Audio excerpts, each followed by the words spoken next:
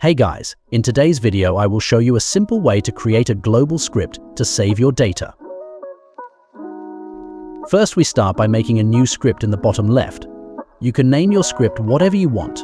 I will name my script data.gd. Then open the script and go to the top left and click Project, then Project Settings. From here, click the Autoload tab at the top. Then click the folder and select the script you just made. Click the Add button and make sure it's enabled. Delete the code that is pre-generated.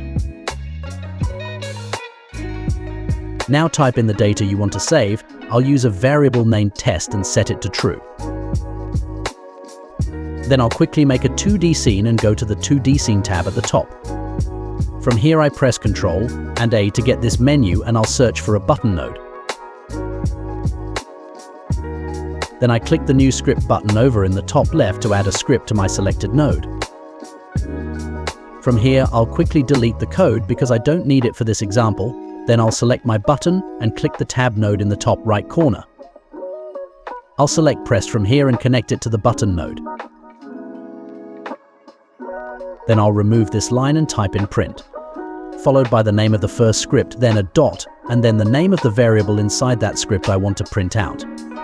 For this example, that's printData.test. Then you can run your scene to see if it works. Select your save path and save the scene. By clicking the button, it will print out the variable. In this case, my variable named test is set to true, so it will print out true.